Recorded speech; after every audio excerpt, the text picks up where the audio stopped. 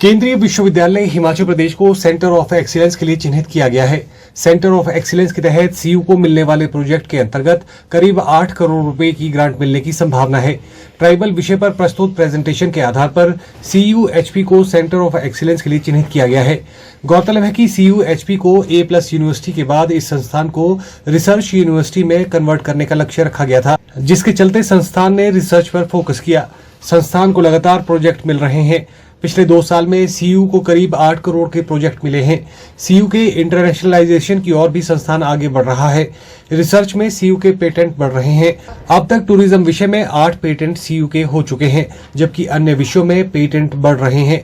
केंद्रीय विश्वविद्यालय हिमाचल प्रदेश की प्रपोजल पंचायती राज व शिक्षा मंत्रालय को अच्छी लगी, जिस पर देश भर के 4 केंद्रीय विश्वविद्यालयों को 25 अक्टूबर को प्रेजेंटेशन के लिए बुलाया गया था, जिसमें केंद्रीय विश्वविद्यालय हिमाचल प्रदेश ने भी अपनी प्रेजेंटेशन दी थी, जिसके आधार पर केंद्रीय विश्वविद्यालय हिमाचल प्रदेश को सेंटर ऑफ एक्सीलेंस के लिए चिन्हित कर लिया गया है।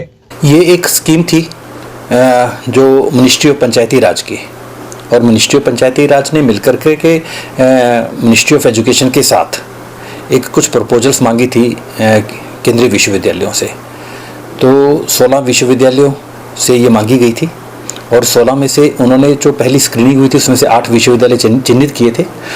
तो हमने भी ये प्रपोजल भेजी थी। जिस दिन हमारी मीटिंग थी तो उस दिन मैं स्वयं वहाँ उपस्थित था, और हमने काफ़ी ज़ोरदार तरीके से, क्योंकि इसका मेन विषय था ट्राइबल एजुकेशन को लेकर के, ट्राइबल एरियाज़ में हम क्या कर सकते हैं, इस तरह से विभिन्न विषय, सस्टेनेबल SDG गोल की तरफ हम कैसे बढ़ सकते हैं, ये सारे तमाम विषय थे। और हमने पूर्ण तरीके से हमने कहा कि ये स्टेट में 2 डिस्ट्रिक्ट ऐसी हैं जो कंप्लीट ट्राइबल डिस्ट्रिक्ट्स हैं, और भी हम ट्राइबल एरिया में जहाँ हमारे विद्यार्थी शोधार्थी ऑलरेडी काम कर रहे हैं, हमारे कुछ फैकल्टी मेम्बर्स हैं जो इसमें काम कर रहे हैं, और जो गैप रह गया है जो कि फाइनेंस ना होने के कारण हम वो गैप को पूरा नहीं कर पा रहे थे, तो हमने पूरा उनको बोला कि इस तरह का काम हम कर सकते हैं और आगे बढ़ सकते हैं।